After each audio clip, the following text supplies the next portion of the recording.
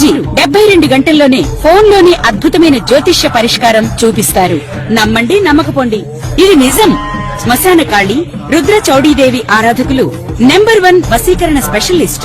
గురూజీ మనిషి పుట్టుక నుండి చనిపోయే వరకు వచ్చే అన్ని క్లిష్టమైన సమస్యలకు పరిష్కారం ఇక్కడ లభిస్తుంది. విద్య, ఉద్యోగం, వ్యవహారం, స్త్రీ ప్రేమ, పెళ్లి, సంతానం, స్త్రీ పురుష వశీకరణం, భూవశం, భార్యాభర్తల కలహాలు, కోర్టు సమస్యలు, విడాకుల సమస్యలు, చేతబడి, అప్పుల బాధ, ఇంకా మీకు ఎలాంటి సమస్యలు ఉన్నా 72 గంటల్లోనే శాశ్వత ప్రతి వాళ్ళు కూడా పూర్వం పల్లెటూళ్ళల్లో కానీ బస్తీలో కానీ ఇంటి ముందు సింహద్వారానికి బయట గేటుకి ఈ పక్క ఆ పక్క అరుగు, ఈ పక్క ఆ పక్క ఒక చెట్టు ఉండేది. అయితే గృహస్థైనటువంటి వాడు ఎప్పుడు కూడా ఎవరికైనా పెట్టి తను తినాలి. మరి ఎవరు దొరకకపోతే మూగ జీవాలు ఉన్నాయి, కుక్కలు, ఆవులు, మరి సాత్విక జీవరాశులు. గోవు సాత్విక జీవరాశి. అదే కాదు, దాని నుంచి ప్రాణవాయువు వస్తుంది. మరి ఆ ఆవు ఉన్న చోట ఎటువంటి క్షుద్ర జీవాలు, పాములు, తేళ్ళు ఇట్లాంటివన్నీ కూడా రాకుండా ఉంటాయి. అందుకోసమని ఆవులను మేపటం, ఆవులకు ఆహారం పెట్టడం, తను తినబోయే ముందు వాకిట్లోకి వెళ్ళి ఎవరైనా సరాసరి వచ్చి అన్నం పెట్టమంటే లేదనే ప్రసక్తి లేదు. అట్లా కాదు, బయటికి పోతే ఆ రోజుల్లో బస్సులు, రైళ్ళు, మరి ఇట్లాంటివి లేవు, కార్లు, సైకిళ్ళు, మరి 2 వీలర్స్ లేవు. ఒక ఊరి నుంచి ఒక ఊరికి నడిచి ప్రయాణం చేసేవాళ్ళు. అట్లా వస్తుండగా మరి 20 కిలోమీటర్లు, 30 కిలోమీటర్లు బయలుదేరి నడిచి ఒక ఊరి నుంచి ఇంకో ఊరికి వెళ్ళేవాళ్ళు. మరి అన్నం మూట కట్టుకొచ్చుకుంది మధ్యలోనే అయిపోతుంది. మళ్ళీ కొంత దూరం వెళ్ళేటప్పటికి ఆకలి అవుతుంది. నడవటం మీద ఇంకా ఆకలి పెరుగుతుంది. చివరికి ఎక్కడన్నా కాసిన మంచినీళ్ళు తాగి ఎవరి వాకిటి ముందు అరుగు మీద కూర్చుంటే ఆ గృహస్థైన వాడు చూసి, నాయన ఎక్కడికి పోతున్నావు, అన్నం తిన్నావా అని అడిగి పిలిచి అన్నం పెట్టేవాడు. అది ఎందుకు అనేది కొద్దిగా తెలియాలి. అన్నదానాన్ని మించిన దానం లేదు, తల్లిదండ్రుల కంటే మించిన దైవం లేదు. సత్యము, శీలత, ధర్మము, వీటిని మించినటువంటి ధర్మాలు లేవు. ఇవి సత్యము, శీలత, ధర్మం అనేది అది గొప్ప తపస్సు కింద లెక్క. దయ, ఆ దయ ఎట్లా ఉండాలి అంటే, మనం ఇంట్లో వరకే వండుకున్నాం, మన వరకే సరిపోతుంది, ఇంకొక మనిషి వస్తే చాలదు. అట్లాంటి టైంలో ఎవరైనా వస్తే ముందు ఆ మనిషికి కడుపు నిండా పెట్టి మిగిలింది తిరిగాస్త తింటే చచ్చిపోం, బతుకుతాం. తర్వాత అవసరమైతే వండుకొని తింటాం. అది దయ. ఏ జీవరాశికైనా అపకారం జరిగి ప్రాణావసాన స్థితిలో ఉన్నప్పుడు దానికి వైద్యం చేయటం, కనీసం ఎవరైనా చచ్చిపోతే ఎవరు దిక్కులేని వాళ్ళని తీసుకెళ్ళి దహనం చేయటం, అది అనాథ ప్రేత సంస్కారే కోటి యజ్ఞ ఫలం లభేత్. దిక్కులేని వాళ్ళని తీసుకెళ్ళి మట్టి చేస్తే కోటి యజ్ఞాలు చేసిన ఫలితం ఉంది అని ఇట్లాంటివన్నీ చేయటమే కాకుండా ఎవరి కులదైవాన్ని వాడు పూజించేవాళ్ళు, ఎవరి ఇంటి దేవుణ్ణి వాడు పూజించేవాళ్ళు. ఎవరి కులదైవాన్ని, గ్రామదేవతని, ఇంటి దైవాన్ని, ఇంట్లో ఉన్నటువంటి తల్లిదండ్రులని, భార్యని, వాళ్ళకి ఎటువంటి అపకారం జరగకుండా, వాళ్ళెంతో ప్రేమతో, వాళ్ళకి లోటు అనేది లేకుండా పెద్దవాళ్ళని చుట్టం, ఇది ధర్మం. ధర్మో రక్షతి రక్షిత. ధర్మాన్ని నువ్వు రక్షిస్తే నిన్ను ఆ ధర్మం రక్షిస్తుంది. ధర్మస్య జయోస్తు. నువ్వు ధర్మంతో ఉంటే నీకు జయమే, అపజయం ఉండదు. అధర్మస్య నాశోస్తు. అధర్మం ఎక్కడైతే ఉంటుందో అక్కడ మొత్తం నాశనం అయిపోతుంది. ధర్మస్య జయోస్తు, అధర్మస్య నాశోస్తు. ప్రాణిషు సద్భావనాస్తు.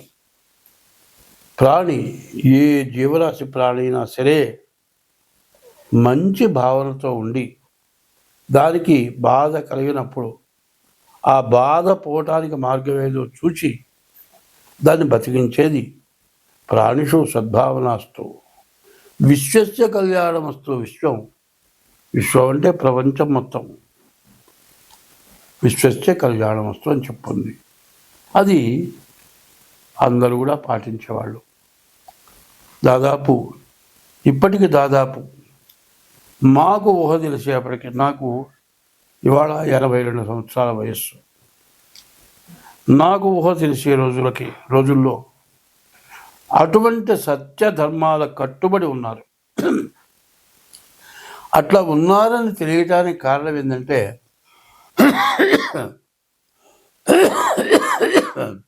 నాకు 10 సంవత్సరాల వయసు వచ్చేవాడికి నా తండ్రి పూర్తిగా అనారోగ్యవంతుడు. నా తండ్రికి మూర్ఛలు అంటే ఫిట్స్ వచ్చేవి. అమావాస్యకి పౌర్ణమికి ఫిట్స్ వచ్చేవి. కింద పడి గీల గీల గీల గీల తన్నుకొని ఆ చేతులు కాళ్ళు కొట్టుకుపోయి దెబ్బలు తగిలి నడిచిపోతూ ఉంటే ఏ గోడ మీద పడతాడో ఎక్కడ పడతాడో తెలియదు.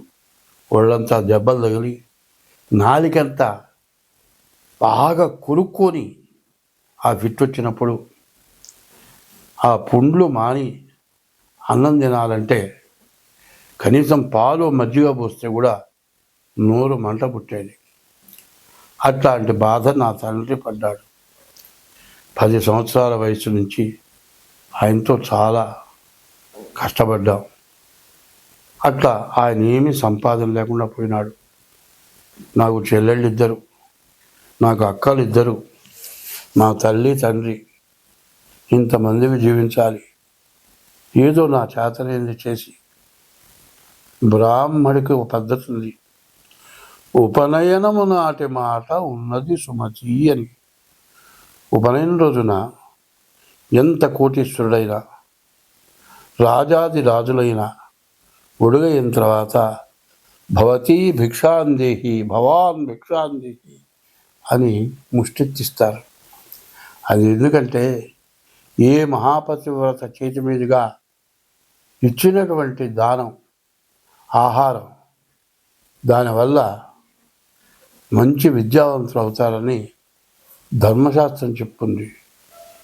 ఉదయం పూట ముష్టికి వెళ్ళేవారు బియ్యానికి, మధ్యాహ్నం పూట బ్రాహ్మణ ఇళ్ళకి మధోకానికి వెళ్ళి కష్టపడి చదువుకొని ఈరోజు కూడా వాళ్ళకి, నేను చదువుకునే రోజుల్లో నాకు స్టైఫండ్ నెలకింతనిచ్చేవాళ్ళు. అట్లా వాళ్ళంతా ఇస్తే నా కుటుంబాన్ని పోషించుకొని నేను చదువుకొని, మరి కుటుంబానికి చాలనంత సంపాదన వచ్చిందాకా చదువుకొని, కనీసం అప్పుడు నాకు 300 వచ్చేవి స్టైఫండ్ ఇచ్చేది. అందరి ఇంటిని కొంతమంది ఇచ్చేవాళ్ళు. 150 రూపాయల ఆదాయం రాగానే నేను మీ దగ్గర తీసుకోనంటే, ఒక ఆయన పిలిచేయరా నీకు ఎంత వస్తుందిరా అంటే, నాకు 150 వస్తుందండి సంపాదన. మరి మేము ఇచ్చేది ఎంత వస్తుందంటే 300 వస్తుంది. సగమే కదరా అంటే నేను అన్నాను, సగమేనండి. మీ 300 నా 150 ఉంటే నాకు అహంకారం పెరుగుతుంది. అదే 150తో కష్టపడి సంపాదించుకుంటాను, పైకొస్తాను, నా తల్లిదండ్రులను పోషించుకుంటాను, మా ఆడపిల్లల పెళ్ళిళ్ళు చేస్తాను అంటే ఆయన అన్నాడు, ఆయన పేరు చెరువు సూర్యనారాయణ గారు, గుంటూరు మహానుభావుడు.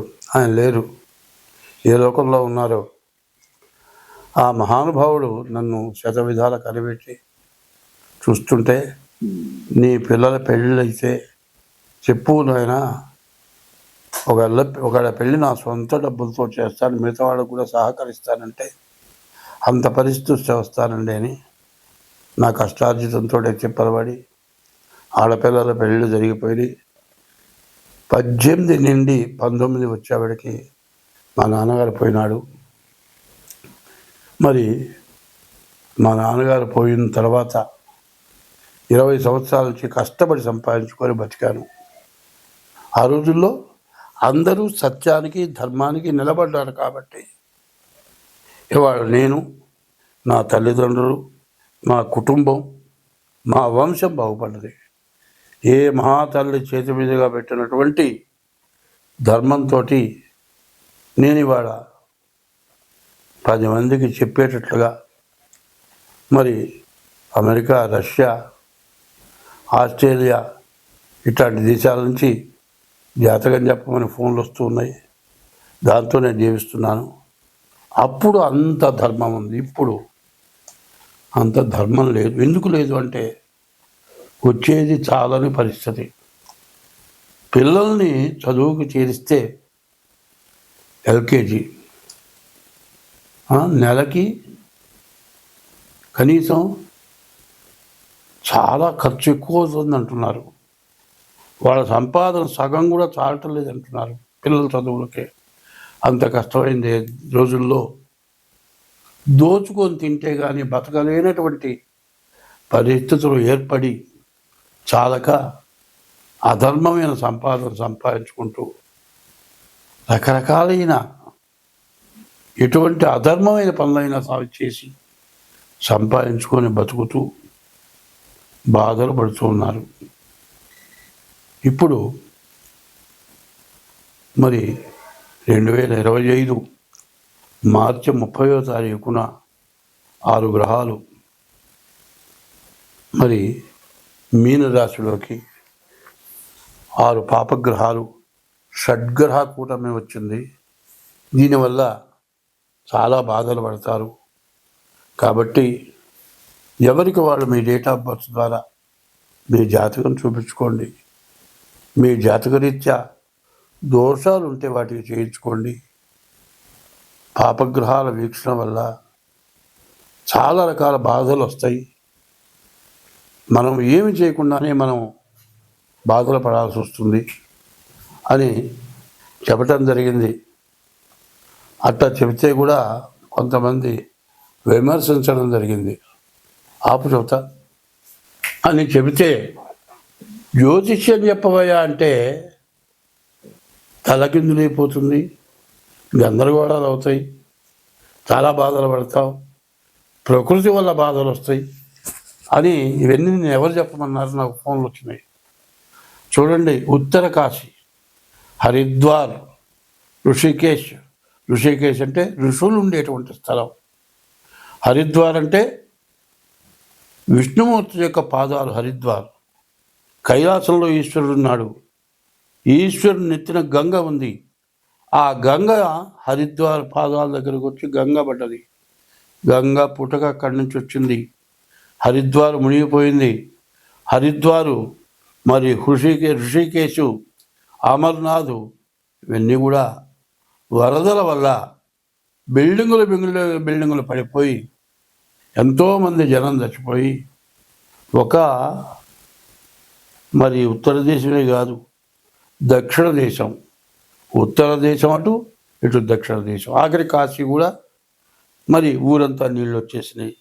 ఇప్పుడు చూడండి, విజయవాడ అంటే బాగా మెరుగైన స్థలం. ఇంతవరకు ఇంత జలాన్ని మనం ఎప్పుడు చూడలే. ఇంత పరిస్థితులు రావటానికి కారణం ఏమిటి అని మనం ఆలోచించుకుందాం. ధర్మో రక్షతి రక్షిత. ధర్మాన్ని నువ్వు రక్షిస్తే నిన్ను ధర్మం రక్షిస్తుంది. ధర్మం రక్షించాలి అంటే ఏం చేయాలి అనేది ఇదివరకు చెప్పాను, ఇప్పుడు కూడా చెప్తూ ఉన్నా. ధర్మాన్ని రక్షించాలి అంటే అందరికీ తెలిసిందే. ఓం నమో భగవతే వాసుదేవాయ, ఓం నమో నారాయణాయ, ఓం నమః శివాయ, ఓం గం గణపతయే నమః, శ్రీమాత్రే నమః. ఇట్లాంటి మహామంత్రాలు ఇవి. రోజు 1-2 గంటలు మనం చేసే వృత్తిలో విద్యక్కర్లా, చదువక్కర్లా, సంతకం పెట్టడం చేత కాకపోయినా విలవాలా, ఈ చెప్పిన మంత్రాలు గుర్తుపెట్టుకోండి. రోజు 2 గంటల పాటు మనం చేస్తే ఈ ఉపద్రవాలు బిల్డింగులు కొట్టుకుపోయినాయి, జనంలో దాంట్లో పడిపోయినారు, శవాలు దొరకలేదు, కనీసం ఎవరు చచ్చిపోయినారో ఎవరు బతుకున్నారో తెలియనటువంటి పరిస్థితికి వచ్చాము. ఇవన్నీ రావటానికి కారణం ఏమిటంటే కన్యారాశిలో కుజుడు, మీనరాశిలో శని, వక్రించిన శని. శని కుజులు సమసప్తకం అన్నారు. ఈ సమసప్తకంలో ఉండటం చేత ఇటువంటి ఉపద్రవాలన్నీ వచ్చి ఈ పాపగ్రహాల వల్ల మనకు అనేక సమస్యలు, అనేక రకాలైన బాధలు.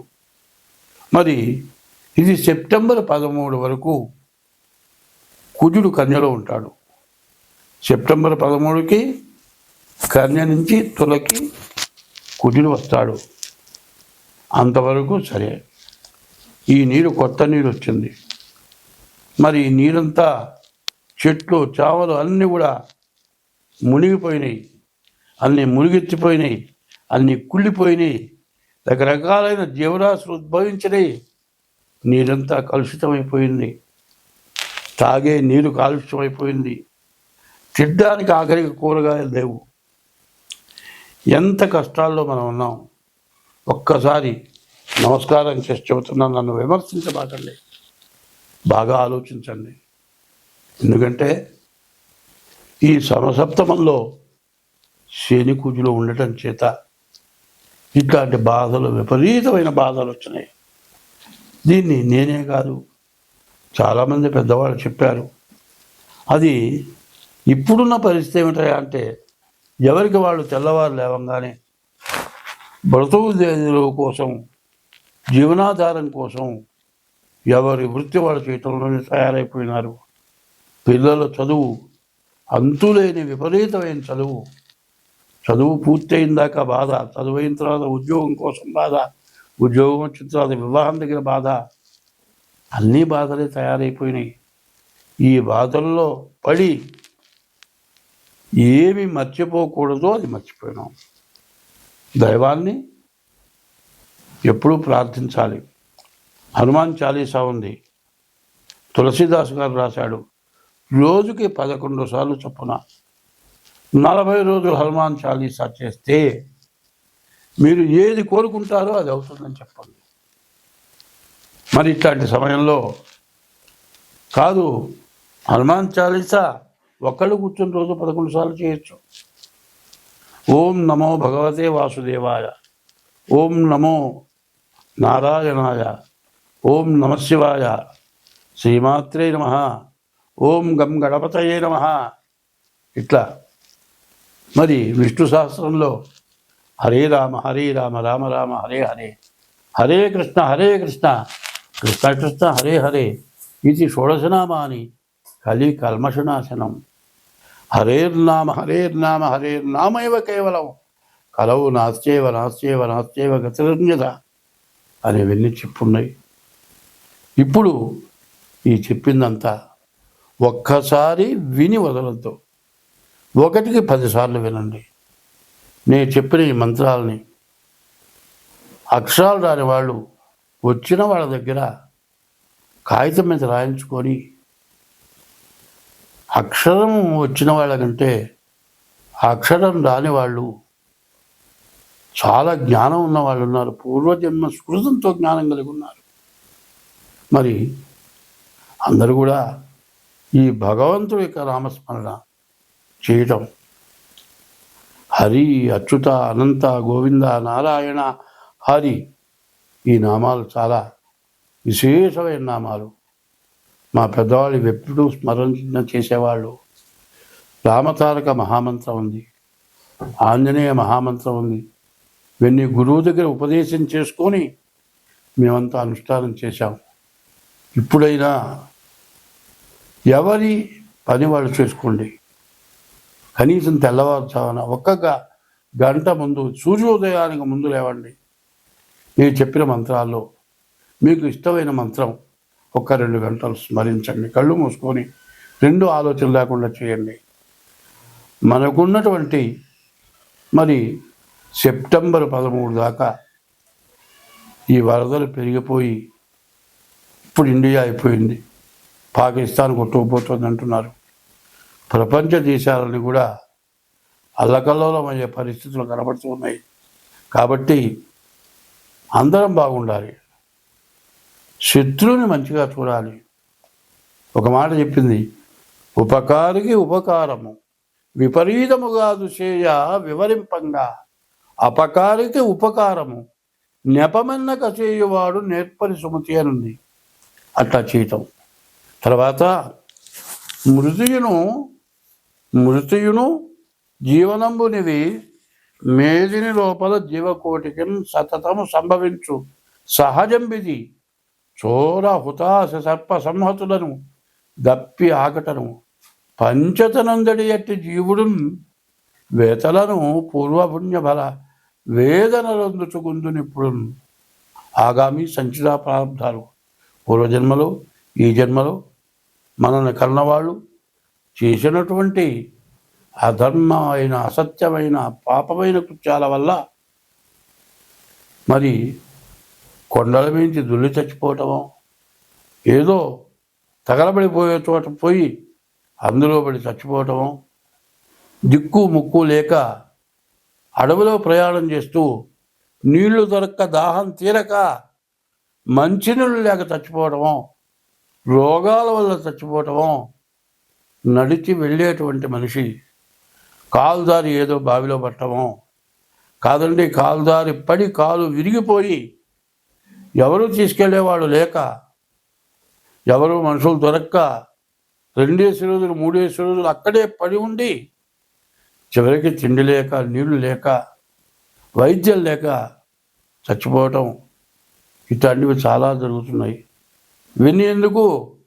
నీవు పూర్వజన్మలో ఈ జన్మలో నీవు చేసుకున్న పాపాల వల్ల జరుగుతున్నాయి. ఇటువంటి పాపాలన్నీ కూడా హరించిపోవాలి అంటే ఇదివరకు జర్మనీ కర్పూరం అని వచ్చేది. ఇంతలా ముద్ద కర్పూరం పళ్ళల్లో పెట్టి వెలిగిస్తే మొత్తం నీరైపోయేది. కిలోమీటర్ దూరం చల్లదనం వచ్చేది. ఆ కర్పూరం మొత్తం నీరైపోయి కరిగిపోయేది. అట్లా సమస్త పాపాలు కూడా హరించుకుపోతాయి. మనం రోజు తింటున్నాం, 3 పూట్లా తింటున్నాం. తిన్నట్టు అరిగిపోయి హరించుకుపోతుంది. ఎంత తిన్నా అయిపోతూనే ఉంది.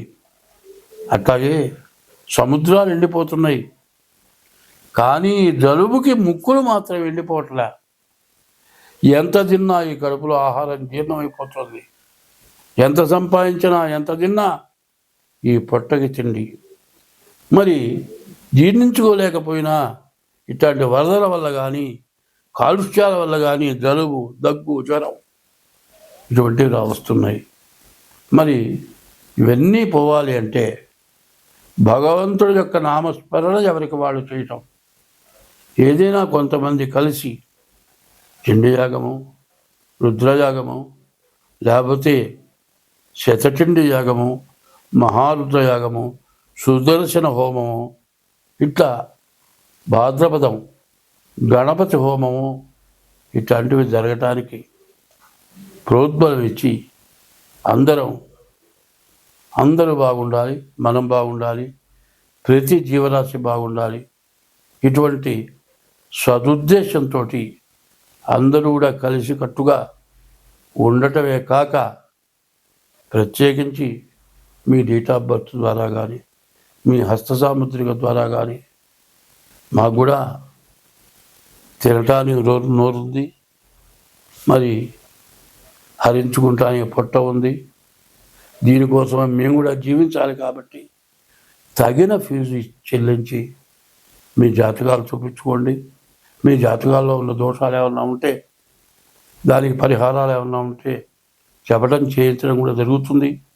మీరు ఎట్లా చేసుకోవాలి అనుకునేటట్లయితే మా ఫోన్ నెంబర్ 7801071946, ఇదొక నెంబరు 6300061241 ఈ నెంబరు. ఈ 2 నెంబర్లలో ఏ నెంబర్కైనా ఫోన్ చేసి మాతో సంప్రదించి తగిన ఫీజు చెల్లించి మీ జాతకం చెప్పించుకొని ఈ కష్ట సమయం నుంచి అందరం బయటపడాలి అనే ఉద్దేశంతో చెబుతూ ఉన్నది. దీన్ని అందరూ కూడా శ్రద్ధతో విని నేను చెప్పింది ఏమన్నా తప్పులు ఉంటే తప్పులుగా భావించొద్దు, ఒప్పులుగా తీసుకోండి. హంస నీలక్షీర న్యాయం అన్నారు. హంస పాలల్లో నీళ్లు కలిపితే నీళ్లు వదిలేసి పాలు తీసుకుంటుందట. ఇప్పుడు అట్లాగే నేను చెప్పిన దాంట్లో నీళ్లు లాగా పనికిరానివి తప్పుడు మాటలు, ఎవరన్నా బాధ పెట్టే మాటలు ఉంటే వాటిని వదిలేసి నేను చెప్పే మాటలు ఏమైనా మంచి ఉంటే ఆ మంచిని మాత్రం తీసుకోండి, ఆ మంచిని అవలంబించండి. మీరు బాగుంటారు, నేను బాగుంటాను, అందరం బాగుంటాం, దేశం బాగుంటుంది. 2025 సంవత్సరం సెప్టెంబర్ నెల 10వ రాశి మకర రాశి. ఈ మకర రాశికి ఏలునాడు శని అయిపోయింది అనుకున్నారు, కానీ శని వక్రించడం చేత, శని ద్వాదశంలో ఉన్న ఫలితాలను ఇవ్వటం చేత శని బాధలు బాగా ఎక్కువగా ఉన్నాయి. ద్వితీయంలో ఉన్న శని పరిస్థితి కంటే మరి ద్వాదశంలో ద్వితీయంలో ఉన్న శని లాగా బాధ పెడతారు, తృతీయంలో ఉన్న శని ద్వితీయంలో ఉన్నట్టుగా బాధ పెడతాడు. కాబట్టి రాశి వాళ్ళకి విద్య చదువుకునే వాళ్ళకి బాగుంది, వివాహం చేసుకునే వాళ్ళకి బాగుంది, ఇల్లు కట్టుకునే వాళ్ళకి బాగుంది, ఇల్లు అమ్ముకునే వాళ్ళకి బాగుంది. కానీ వ్యాపారస్తులకు బాగాలేదు. విదేశాల్లో ఉన్నవాళ్ళు స్థిరపడటానికి కూడా చాలా కష్టంగా ఉంది. కాబట్టి ఈ రాశి వాళ్ళు ముందు డేట్ ఆఫ్ బర్త్ ద్వారా మీ జాతకం చూపించుకోండి. అది కూడా కాకుండా ముందు తల్లిదండ్రులను పూజించండి. భార్యకు ఎటువంటి బాధ కలగకుండా చూసుకోండి. తల్లి, తండ్రి, భార్య ఎట్లా ఉంటే బ్రహ్మ, విష్ణు, మహేశ్వర స్వరూపం. భార్య ఇంటికి లక్ష్మి. కాబట్టి ఈ ముగ్గురికి ఎటువంటి ఇబ్బంది రాకుండా చూడటం, మీ ఇష్టదైవాన్ని పూజించడం, సత్య ధర్మాలకు కట్టుబడటం, ఎప్పుడు కూడా నీవు తినేటప్పుడు ఎవరికైనా ఆహారం పెట్టడం, నీకంత శక్తి లేకపోతే బియ్యపు పంచదార కలిపి పుట్టలకు వేయటం, ఇట్లా చేస్తే మీరు నష్టాల నుంచి బయటపడతారు. ఇట్లా నష్టాల నుంచి బయటపడాలి అంటే ఈ మకర రాశి వాళ్ళు ఎంత జాగ్రత్త పడితే అంత మంచిది. కాదండి, మీరు ఎప్పుడు చేసే వృత్తి అయినా సరే జాగ్రత్తగా చూసుకోండి. ఈ వర్షాల టైంలో బయటకు వెళ్ళొద్దు, మీరు చేసే వ్యాపారాలు చేయొద్దు. తప్పనిసరైన ఉద్యోగాలు అయితే తప్పదు, వెళ్ళవలసిందే. ఇంట్లోనో ఉద్యోగం చేసే చోట ఉండిపోయి తిండి లేకపోయినా పర్వాలేదు, కానీ ప్రాణాలకు ముప్పు తెచ్చుకోవద్దు. కాబట్టి ఈ టైం చాలా మంచి టైము కాదు. కాబట్టి రాశి వాళ్ళు చాలా జాగ్రత్తగా ప్రవర్తించడమే కాక మీ డేట్ ఆఫ్ బర్త్ ద్వారా కానీ, డేట్ ఆఫ్ బర్త్ లేకపోతే హస్త సాముద్రిక ద్వారా కానీ మీ జాతకం చూపించుకొని మీరు తగిన ఉపశమనం చేసుకుంటే మీకు అన్ని విధాలా బాగుంటుంది. మరి ఏదో చెప్పాను అని మాత్రం ఆలోచించద్దు. ఎప్పుడు కూడా ఒకటే మాట చెబుతున్నాను, కర్పూరం వెలిగిస్తున్నాం, కొబ్బరికాయ కడుతున్నాం, దేవుడికి పూజ చేస్తున్నాం, కానీ మనస్సు దైవం మీద మనస్సు ఉండాలి. అది ఉండి చేస్తే ఒక్క సెకండ్ భగవంతుడి మీద లగ్నం అయితే సమస్త బాధలు కూడా పోతాయి. స్వస్తి.